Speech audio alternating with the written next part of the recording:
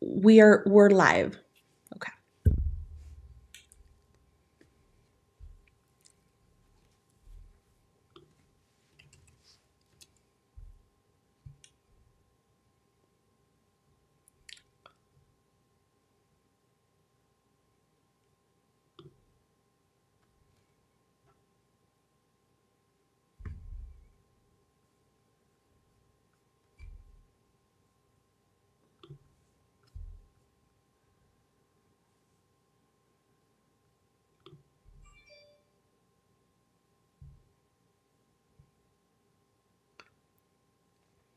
So edit post topics.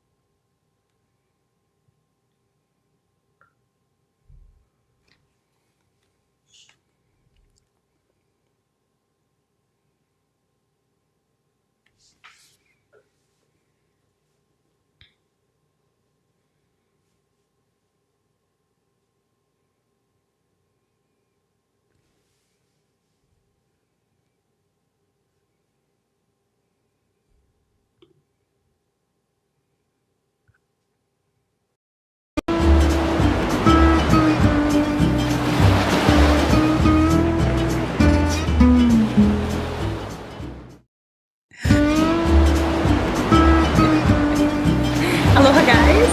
I hope that you're having a beautiful day. We are live from the Big Island of Hawaii, and I hope that you're having an awesome day. So, today we're going to be talking about what it's like to live in HPP. I have my friend and referral partner here, Michael, with us today. Michael, what's up? Oh, well, today we got some rain out here today, but it's all Yes. good. So we were brainstorming as to what type of topic we should discuss for this week. And Michael had the great idea of going over the neighborhood of HPP, which we're going to be diving right in. Michael lives very close by this neighborhood. He's very well versed with it. Michael, tell me more about HPP and a little bit of its background for the audience. Sure, sure. Well, first, everybody calls it HPP, which actually stands for Hawaiian Paradise Park. You'll see signs at the entrances to the neighborhoods saying Hawaiian Paradise Park, but everybody refers to it as HPP. So Correct. just know that when somebody says, "Yeah, I'm going to HPP," or "I want to live in HPP," it's Hawaiian Paradise Park. So, the neighborhood itself was developed in the '60s. And doing a little bit of research, looking up some about the neighborhood, uh, one thing that I thought was important to note was that there are 8,850 one-acre parcels in HPP. There's a few Wow. that are not an acre. They're a half acre or maybe a little bit less as you get closer to the ocean. Um, but that's pretty extensive. The neighborhood itself is 4 miles wide, or actually 4 miles deep from the highway into the ocean and 3 miles wide.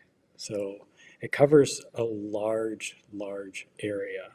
Um, and as I said, the neighborhood was developed in the 60s. At that time, you could buy a parcel of land for under $800. Wow. Terms were set at, putting something like $85 down, $15 a month, and you could buy a piece of paradise, which is pretty interesting considering the prices where they are today. But that being said, the whole area itself was originally used for cattle grazing, and there Wow. was one main road in. I don't know if we have a map of HPP, but there are essentially four roads going in. We have Shower Drive, Kaloli, Paradise Drive, and Maku'u. Those go directly from Highway 130 all the way to the ocean's edge. And at the time when the neighborhood was developed, Paradise Drive was the only entrance. And at the time, they had it chained off, just to keep people from, driving into the neighborhood. It's So amazing. I'd say most of the land was probably just sold speculation, sight unseen. But it's a far Right. cry from where it is today. Michael, we have a couple of people from the audience saying hi. I just want to take time to acknowledge the people that are watching. We have Tatiana. She's wondering how to share the live stream. I'll get to that in a minute, Tatiana. We have also Dave Goudalier. It says aloha from Rhode Island. And then we also have Jojo. He's from Alaska. And then we have more comments here that I'm like trying to load here. Then we have people that are actually living in HPP. It says HPP actually, hi neighbors. And so we have a handful of people here watching Mm-hmm. this live stream, guys. Thank you so much, Mm-hmm. Tatiana. In order to share the live stream, you will have to go onto the page directly and then share it from there. The settings of the groups are private, but if you wanted to share it publicly, you could go onto the page and then share it from there. So Michael, we're going to be diving deep into questions that we get often. What is the weather like in HPP? What can people expect weather-wise when they live there full time? Give us all the seasons. Well, HPP is pretty much a multitude. We've got sunny days, we've got rainy days, but one thing that I think is important to note, uh, people will often say that there's a section that they consider the banana belt. So the Yes. road numbers, as we go into the neighborhood, they start in the 30s and go all the way down to the ocean to 1. Starting from around, maybe 10 to 1, things start to change a little bit. And that's the area that they will consider the banana belt, that they tend to have a little bit more sunny days Right. than most. And it just has to do with um, how the elevation changes from, the shoreline all the way up to Highway 130. And as that goes up in elevation, you can imagine it does affect the weather a little bit. So you might get a little bit more rain if you're on 22nd Avenue than you would if you're on 8th Avenue, something like Right. that. Uh, Would you say that it rains all year long? Oh, here's another Facebook user, Michael, somebody from Canada, Sam from Manitoba, Canada, saying hi. Aloha, and thank you so much for being here. Yeah, so how would you describe the weather, Michael, to somebody that is wanting to live there full time? Um, would you say that would it rain most of the year? How would you quantify the rain levels, or how would you give yeah, people like an insight as to what to that's a really expect? good That's a really good question. We do have a rainy season, in October, November, even this time of year right now. Usually that's when folks are out, wanting to be outside, but we do have a rainy season, January, February. Um, I tend to notice that the rains might be falling in the middle of the night, 1, 2 o'clock in the morning. Right, And then, if we get a scattered shower coming through, that's interspersed with sunshine. right, So we've said before that the east side does get more rain than most sides, most of the right, island in general. Um, but it's interspersed, and the interesting phenomenon is it's folks that live nearby would know. You might have rain um, between Maku'u and Paradise as you're driving down the highway. And then you get to Paradise and there's no rain and the sun is out. And then you get to Kaloli and all of a sudden it's raining again. It's just this, odd little pockets that happen. right. But the rain, the rain itself is not, today's an anomaly. We're getting some heavy rains coming through, but there's a front that's just coming through. So, like I Correct. said, I tend to notice that more as the years goes by, nighttime, 1, 2 o'clock in the morning, you might be seeing a little bit more rain. Right. But know that it will rain because of our location in general. So the good thing about that, the rain keeps everything green and our catchment tank's full. That is so, so true. Why, thank you so, so much for sharing, Michael, because that helps to give people more perspective as to what to expect weather-wise. We have another user here, Rita. She's visiting from, it says, aloha from Delaware, family from Waipahu, Oahu. I'm hoping, Rita, that you make the move to the Big Island soon. And then Tatiana is mentioning here. She says, we moved here last December and the whole year was beautiful, just few rain weeks. And most of the night was absolutely right, Michael. Mhm. So it rained most of the night, right? So, Mhm. Yeah. and then there we have Karen from Michigan. Aloha. Aloha, Karen. Thank you so, so much for being here.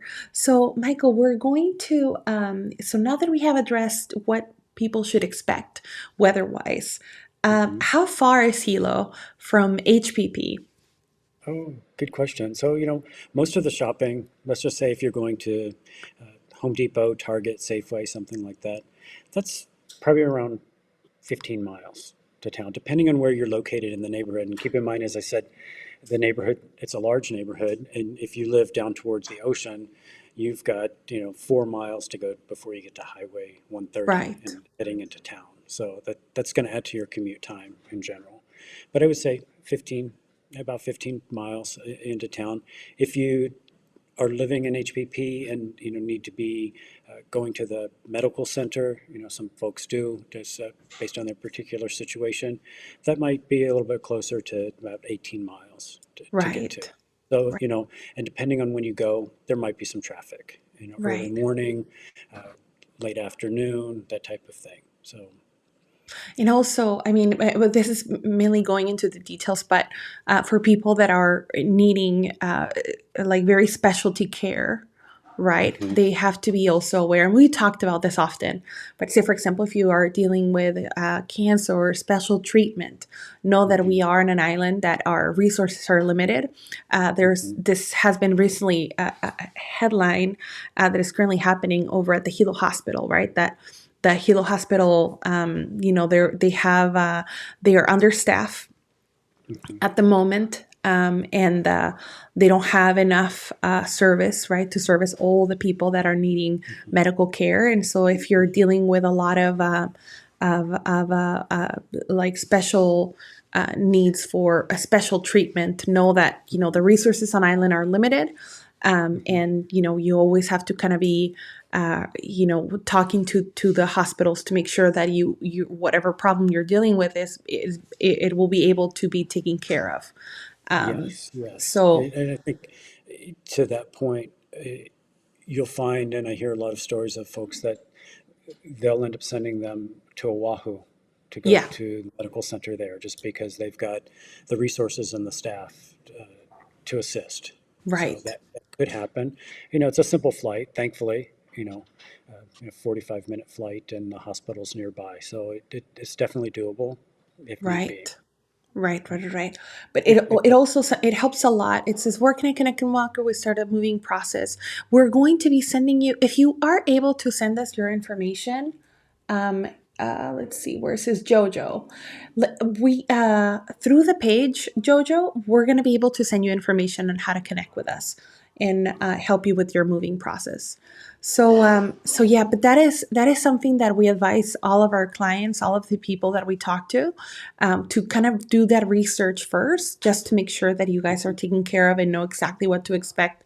Because when you're Mhm. dealing with these like super um, life-changing moves, right? You're changing, places from, perhaps you live in Minnesota and you have access to a whole lot of medical care, and you're moving out here.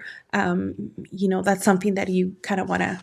research before. So, Yes. okay, so then moving on, we are talking about the change that HPP has experienced, Michael. How would you describe the change that HPP has experienced? Yeah. Growth or things that they have added?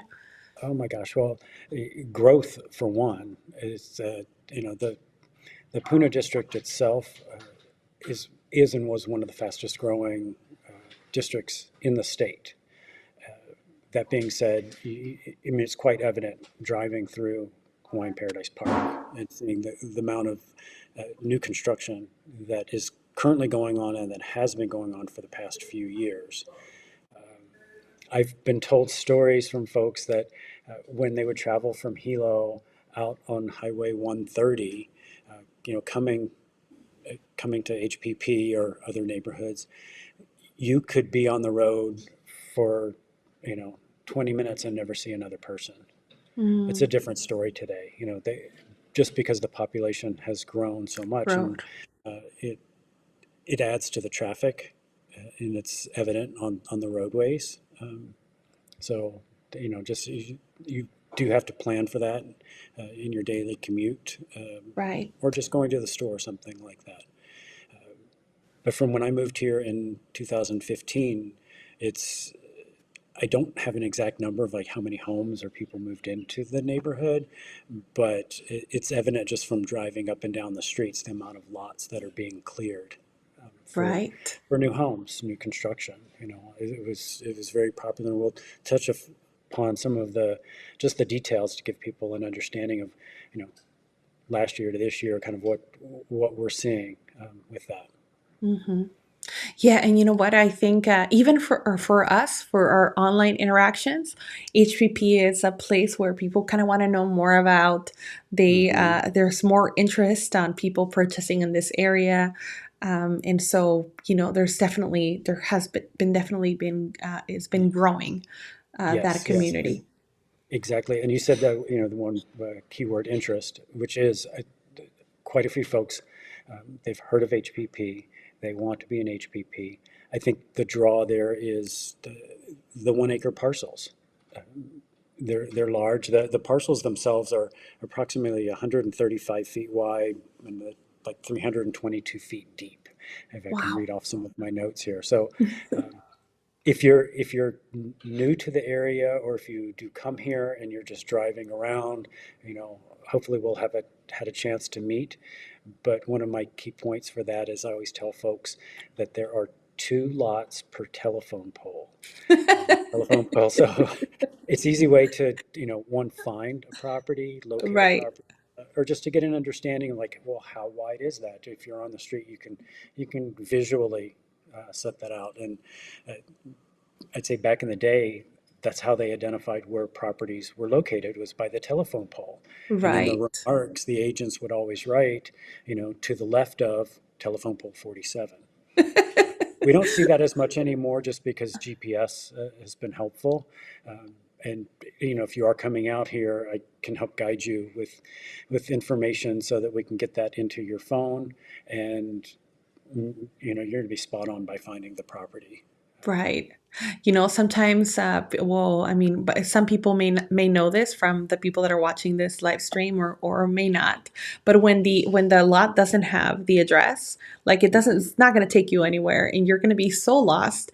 And Right. sometimes, those the real estate signs, sometimes they even sometimes don't put Yep. it up. They don't. Once a Right. property, right, goes up for sale, Mhm. or it gets stolen. So, Yes, most it definitely. helps to have somebody guide you through the Yes. lots and the spaces, because Yeah. sometimes you may get to a place and you think that that is the lot that they have for sale, but Mhm.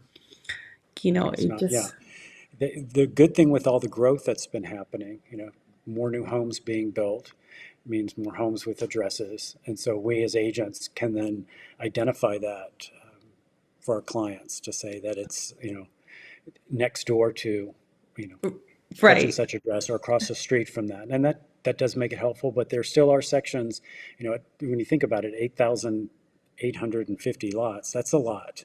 And That I is a don't lot. I don't know to what extent how many of those have been built on. That would take some really good research to Right. determine what that is. Uh, No, but that is amazing, Michael. So, so it really, I mean, if any of you are interested in learning more, Michael services that area. He knows the area like the back of his hand, and so he's going to be able to help you and guide you to make sure yes, that you find that specific lot that you're looking yes, online. exactly. Michael, let's talk about the HOA that very Yeah, little people know it exists yes. Yeah. in So HPP. So HPP does have a homeowners association. It's probably not what you would consider to be your traditional homeowners association, where what they do, they're collecting an annual road fee. And that could Yes. change from year to year. So I won't quote anything on that, what it is today, because it is subject to change, I think. But you will be paying road fee. And what does that pay for? Um, well, maintenance of the roadways, the area in front of your property, they'd probably be cutting the grass. Right. One thing to note in the neighborhood itself, the main roads going in, as I said before, Shower, Kaloli, Paradise, Maku'u, those are paved. Most of the other roads are gravel roads. So some of that, fee goes to maintaining those roads. And over time, they're paving roads. I'm seeing more being paved. And if you go into the neighborhood, there are certain cross streets that are already paved, and I do see them in there actively paving, a road. But as you can imagine, as I said, there's 137 miles of roadway. Wow. That's a lot. That is so So much. that's a lot to maintain, and Right. it's pretty reasonable. One thing I would note for the neighborhood, there, even though they do have the homeowners association, and you pay the road fees, there are no CCNRs for the neighborhood, and it is zoned agricultural, or A1A as we consider that, which means agricultural 1 acre. And there's a list of things that you can do on your property and what's Right. allowed. So if you're interested, we can point you in the right direction where you can find that information to look, see if it might suit you. Right. And you know what? You brought up a great point because we have those clients that are really wanting to not have CCNRs in their subdivision. And so, that falls into that category if that is something that it's in your search parameters. So, Mm-hmm. Michael, what about mail? How do people get mail in HPP? Well, you know, we've talked about this a little bit before, but unfortunately, there's just not enough mailboxes to serve the entire community. And HPP is one of them that doesn't have mail delivery to the home. Hmm. So you're relying on, cluster boxes in certain locations within the neighborhood for service. And there's just not enough of those for everybody that's living there. Hmm. And with the amount of growth that we've had in the past few years, it even makes it more difficult. So some Right. folks are having to go to, either the UPS or the Pahoa post office or Kal post office or even Hilo post office. There are a few other smaller, newer outfits that have popped up over the past few years that are servicing the needs of the community for mail. So that's unfortunate, but it's just a fact of life for us being here, that there's no mail delivery to your home. Right. Right. Well, that's something that people need to take into account, right? When moving into remote areas, even though HPP is gorgeous, it falls into Mm-hmm. the remote section, right? And so that's one Mm-hmm. thing that, the pros and cons, right? And also the Right. factors of convenience.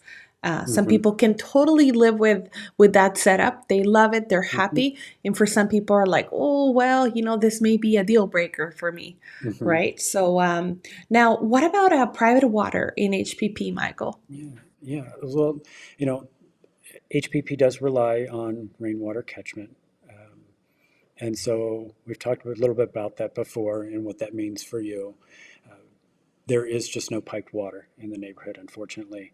And through some of my research, I came to find out that one of the reasons, being not just because they're only, they're remote, but some of the concerns are what could happen to the water lines with the unpaved roads.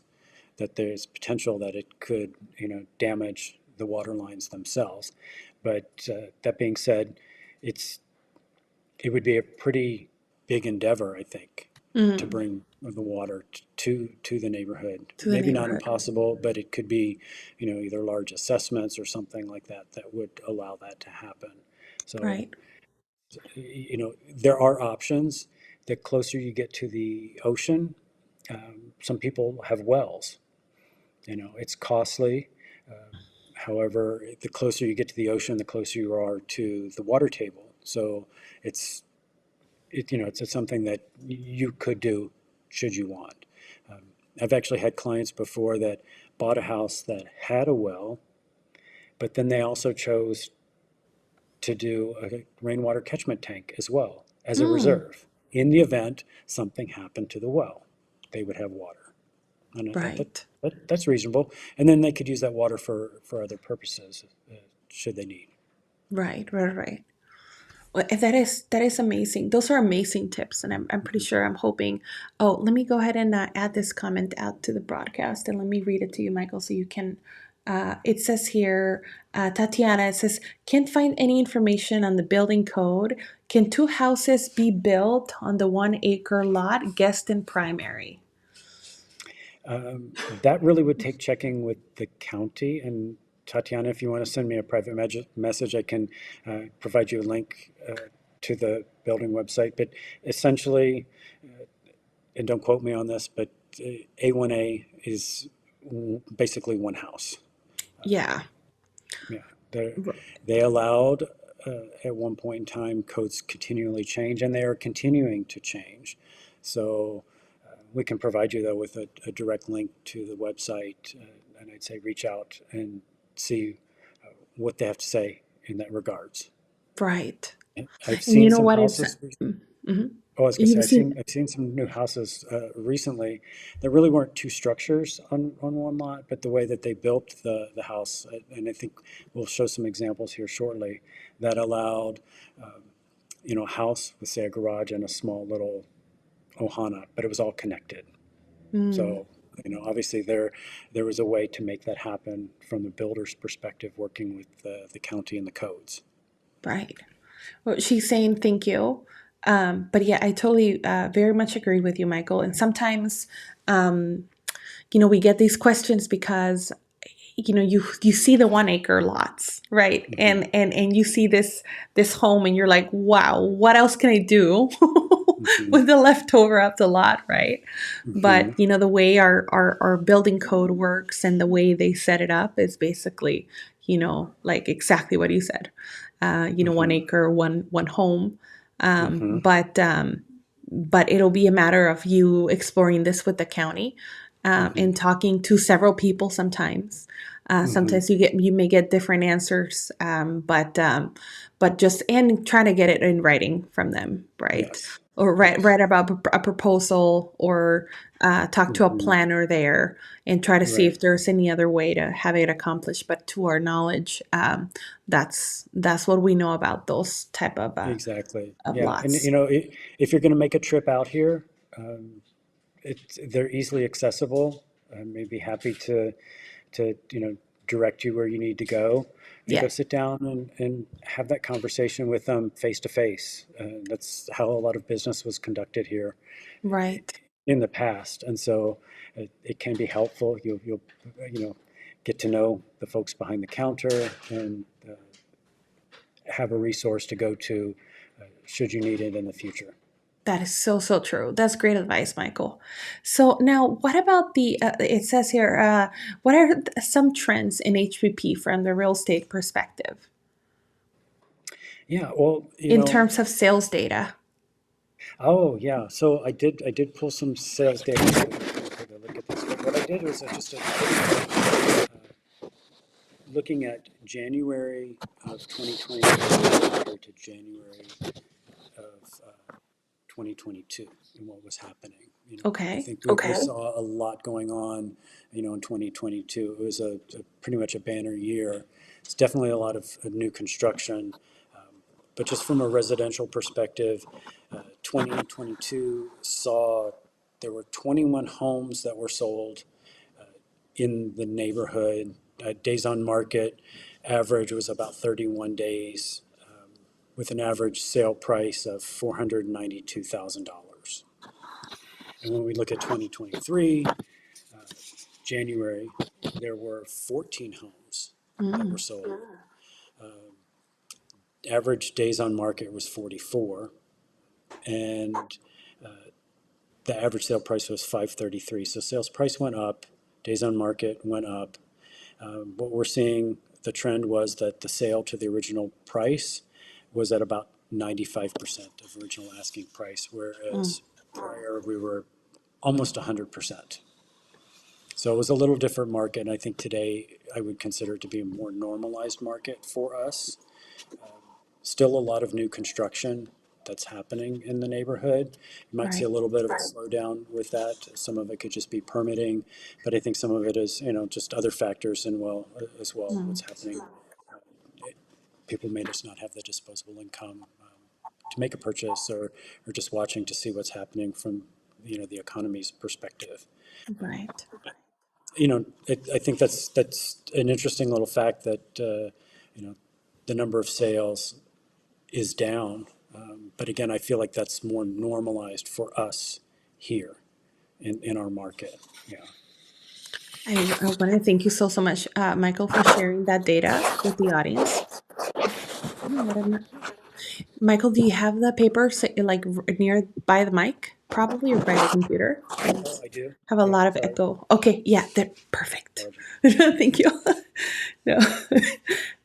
Yeah, that is amazing data, guys. And if you want to dive deeper into what has sold or run a CMA in a specific area, know that Michael is very well versed with utilizing the MLS, and also he's gonna be able to provide you guys with data for that specific subdivision that you guys are exploring. So let's dive into we have a couple listings to share with you guys. Is there Yeah. anything else, Michael, that you would like to share? Or is there anything else, you guys, for the people that are watching now? Oh, there's a question in the audience. Let me go ahead and add it onto the broadcast. Jolanda says, do some homes in HPP get mail? And if so, what area? So, Jolanda, we just went over this, but Michael, I'll defer to you. Sure, sure. So the mail delivery in the neighborhood is actually delivered just to cluster mailboxes that are located throughout the neighborhood. So not directly to your home in a mailbox, you know, at your property. Right. Beautifully. Yeah. Jelena, we hope that answers your question. And she wants to know what area. We're currently focusing on HPP, and that is the area that we just referred. So I'll just remove this from the broadcast.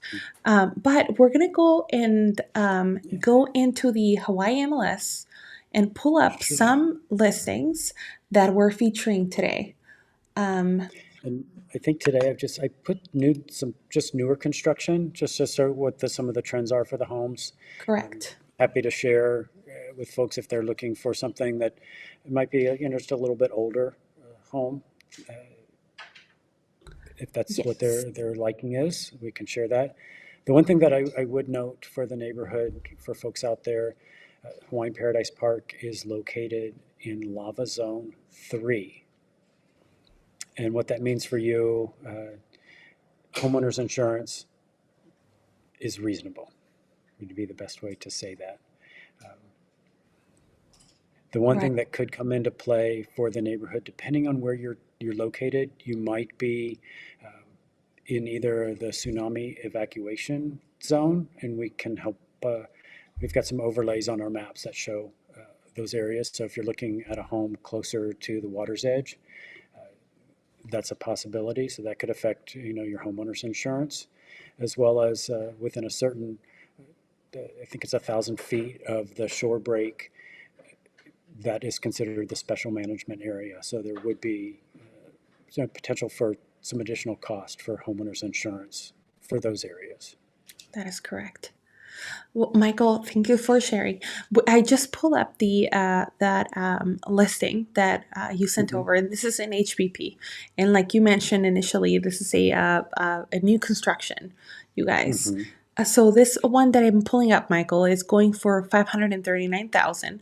It's been Yes. 1 day active on the market, and it looks pretty Mm-hmm. exciting. New construction is always kind of nice to to Yeah. see. Yeah. Well, it gives you an idea too to see what's done, how they've cleared the parcel, and I always say everything, it will grow. It might just be red cinder at this point in time, but you'll be able to get things to grow over Right. time.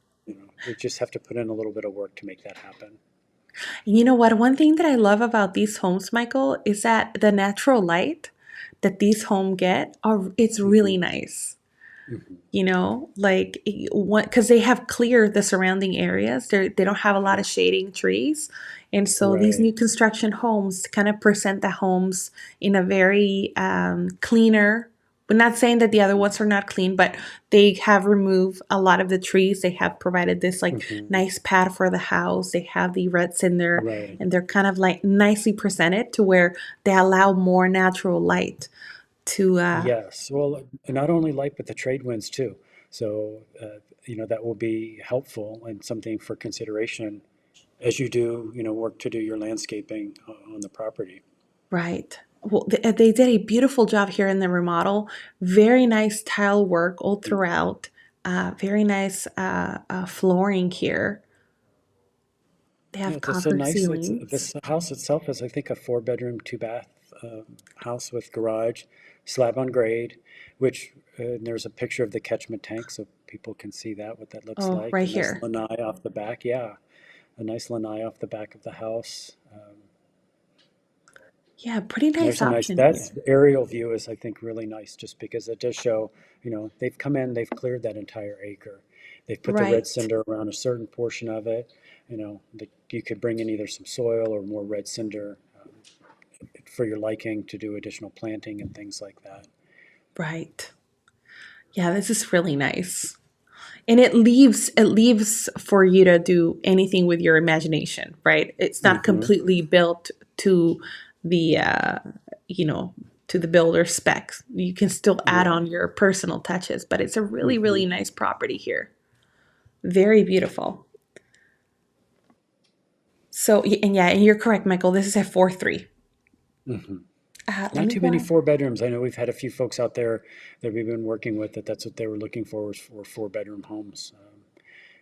And probably more typical to see the three-bedroom, two-bath homes being built, but there are some four bedrooms that are out there. Correct. Here's another one. It has been 14 days on the market, Michael. 629,000. Hmm. This one is a set 4-3 as well. Yes, and so this style of home is one that I was talking about before. I think somebody asked the question. Um, it's actually set up the main house with the garage, and then there's a small little ohana Right, connected all under one roof, which I believe that's was allowed per code at the time of its build. So there's opportunity there for someone that might have extended family coming to stay or just to live with them in general, but they want their privacy. right. You know, I on this property, I really enjoyed how long is the driveway. Right, they make It it does look like it does look like it's pretty far back there, and looks like they're getting ready to pour concrete for that as well. right, right, and the Which colors that some they of chose, very very nice, very cool property. Very industrial features here. You can see it all throughout, Mhm. right? We're like Yeah, on the yeah, industrial. Very, very beautiful. nice big You guys, closets, yeah. nice big bathroom, double vanity sinks inside. Yeah, I mean, it's ready to move in, right? It's turnkey Yes, ready. Um, oh, and nice. that's the little Hana suite in front. So, Yeah, you know, the code won't allow you to have a stove inside that Ohana. So correct. they do have a sink. You could then have a refrigerator. But for most, like a hot plate or something like that might suffice, or a microwave for whatever your purposes are. Right. Yeah, you can have your little like a rental there, right? Open it up. Yeah, uh, easily something like that, or just multi-generational family, or even uh, maybe a teenager is getting ready to go to college and is going to attend the university here, but wants to have their own space. Right, right. Yeah, multi-use. Hmm. Oh, let's see. Only if it was. Let me see. I believe we have another question here. Tatiana, Christine. Oh, I believe somebody was asking. But let me go ahead and Christine. there's conversations on happening on the thread. It says only if the property was grandfathered in and if you're buying the property. My understanding is that the grandfather clause is broken. You can buy a house that has two on it. Oh, but I think you have a roof. I think this is in regards to the conversation that we were having. Perhaps Right, they right. can That would chat really take about a a little little deeper bit. dive. Yeah. Right. They can chat about it a little bit, and if they need us, you guys know where to reach us at. But yeah, there's conversation happening on that thread. Let me Yeah. go ahead and go on to the other MLS listing that we have here and share it with our community, and that will be our last share. Mm-hmm. All right. This one is another property in HPP, 490,000. Yeah. Might go 3-2 as well. Yes. It's a I one actually showed acre. this house about 2 weeks ago. I went Oh, and toured nice. this property. It was very well constructed. A similar floor plan that I've seen before, but nice. The nice part about it was a split floor plan, which some folks really like. So you can have the main suite on one side and 2 bedrooms, bath on the other side, where need be. But Right. Here for some reason MLS is not letting me go into the picture directly, I but see. it gave me the carousel, so I'm just sharing the Uh-huh. carousel Yeah. for now. I, just nice finishes inside the house. Yeah. Flooring, ceiling fans throughout. Double vanity sinks, tiles surround shower. This one house, there's one picture of the shower. The house plan is exactly like another one that I saw. However, the first house I went into had a really large closet, walk-in closet. It was huge. It was as Right. big as my bedroom. And then this one, I The I noticed the shower. closet was a little bit smaller, and you'd look down the hall in the bathroom, and I was like, okay, where's the shower? Well, it was off to the right. So they took away some of the closet space and made this huge shower, two Right. I'm shower heads looking at it. inside there. You know, it was, it really was amazing. Right. They labeled it extra large custom tile shower, extra large. Exactly, That's very exactly. fitting. Well, enough space that you could be in there and wash the dog. Can throw in a party in there if you wanted to. Oh my gosh. Uh, You but guys. this type of home is probably very typical of what you're going to see for the new construction. Yeah. More slab on grade than anything, and the reason that we see that a little bit more is some of the codes changed, and doing things like post and pier construction. Um, just with the changes in the code, it was more economical, I believe, for them to build slab on grade.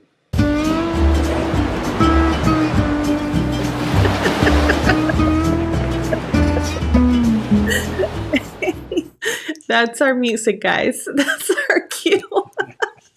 Yes, Oh my that's goodness. The we'll call technology. it for today. You guys, well, I wanted to thank you so much to every single one of you for your questions, for being present on this live stream, and for adding value to this conversation. Mhm. If you are needing to get a hold of Michael or myself, you know exactly where to reach us at. Feel free to send us a private message, and we're more than happy to talk story with you.